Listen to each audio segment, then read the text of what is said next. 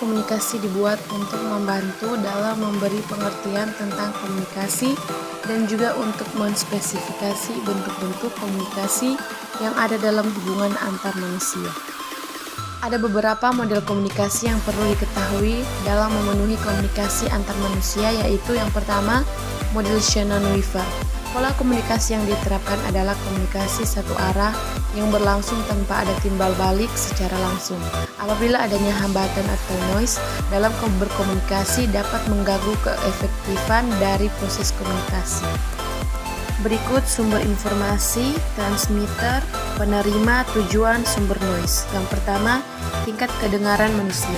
Yang kedua, gangguan persepsi. Yang ketiga, mispersepsi psikososial. Yang keempat, hardware atau software. Yang kelima, lingkungan dan lain-lain. Kerentanan adanya noise sebagai hambatan selama berlangsungnya komunikasi sangatlah besar. Tingkat kedengaran suara merupakan sumber yang umum terjadi. Kondisi lingkungan tempat komunikasi, jarak antar komunikator dan komunikan, dan nada suara, kejelasan suara, dan sensitivitas organ adalah faktor-faktor yang mempengaruhi tingkat kedengaran suara. Yang kedua, model Laswell.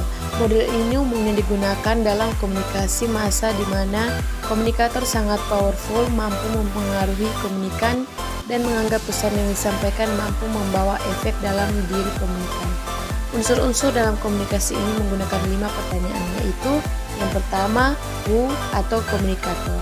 Yang kedua, say what, pesan yang disampaikan. Yang ketiga, in which channel, saluran komunikasi. Yang keempat, to whom, penerima pesan. Yang kelima, with what effect, efek komunikasi yang disampaikan. Yang ketiga, model SMCR atau model Berle. Model komunikasi ini terdiri dari 4 komponen, yaitu yang pertama, source, sumber dari proses komunikasi adalah siapa yang mempunyai informasi. Yang kedua, message, pesan yang dikandung dalam komunikasi juga harus diperhatikan.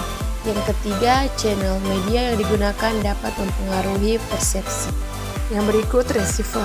Agar pesan yang disampaikan dapat diterima dengan baik, komunikasi harus mempunyai pengetahuan, sikap, keterampilan, sistem sosial, dan budaya yang tidak jauh berbeda dengan yang dimiliki komunikator.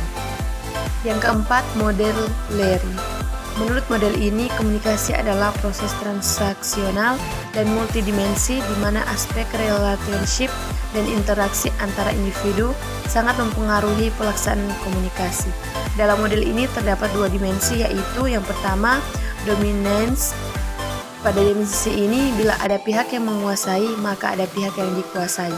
Proses komunikasi ini hanya satu arah. Yang kedua, love-hate.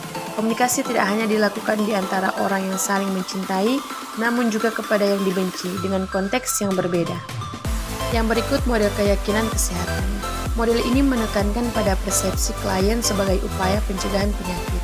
Elemen utama dari model ini adalah 1. Persepsi individu terhadap tingkat keparahan penyakit. 2.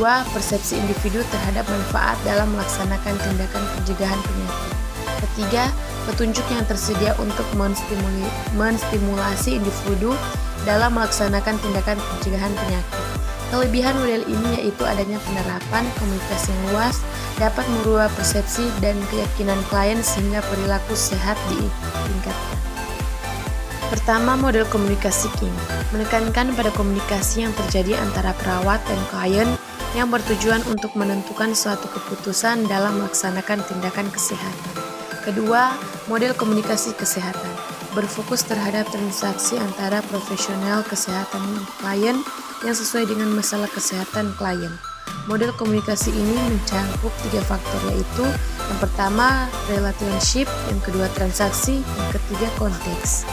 Yang kelima, model Scrum. Model ini menjelaskan pengalaman dalam proses komunikasi. Persamaan pengalaman, bahasa dan latar belakang sosial, budaya sangat menentukan apakah pesan yang disampaikan dapat diterima dengan baik dan sesuai dengan maksud komunikator. Scrum menggunakan unsur source, encoder, signal, decoder, destination. Yang berikut, model komunikasi partisipasi. Lawrence Kincaid dan Everett M. Rogers mengembangkan sebuah model komunikasi berdasarkan konsep pemusatan yang dikembangkan dari teori informasi dan sibernetik.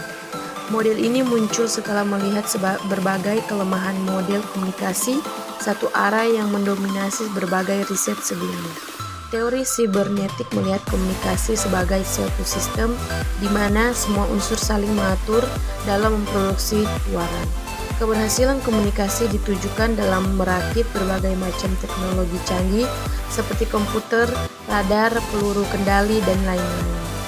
Dalam konteks komunikasi antar manusia dengan konsep sibernetik, komunikasi sebagai suatu proses yang memiliki kecenderungan bergerak ke arah suatu titik temu. Dengan kata lain, komunikasi adalah proses di mana dua atau lebih orang saling bertukar informasi untuk mencapai suatu kebersamaan pengertian satu sama lain dalam situasi di mana mereka berkomunikasi. Menurut Kincaid, kebersamaan pengertian tidak pernah sempurna karena tidak ada manusia yang memiliki pengalaman yang sama betul. Dalam komunikasi yang merusak, setiap pelaku berusaha menafsirkan dan memahami informasi yang betul. Dengan demikian, pelaku komunikasi dapat memberi reaksi dengan baik kepada orang lain. Selamat datang di Universitas Pembangunan Indonesia Manado, yang terletak dekat dengan kawasan bisnis Bahu Mall Manado. Tempatnya di Kelurahan Bahu, lingkungan 3 Manado, sangat strategis di pusat kota Manado.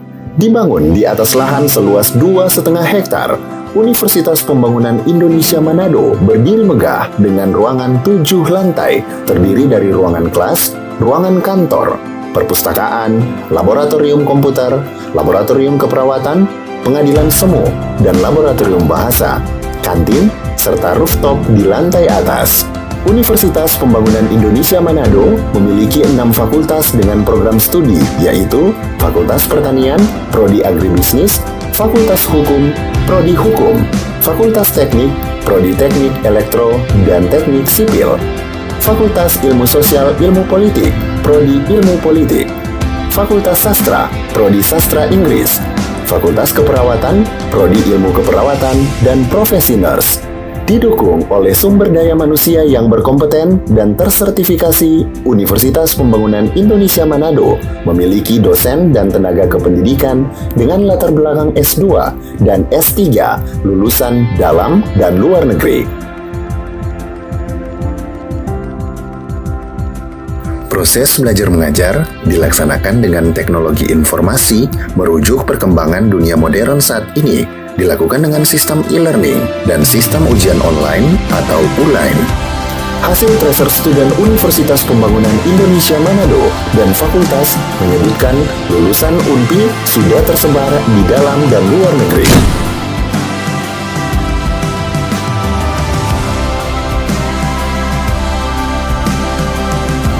Selamat bergabung putra-putri terbaik bangsa. Kembangkan dirimu, raih cita-citamu setinggi bintang di langit. Kami siap menghasilkan generasi terbaik dan pemimpin di masa depan.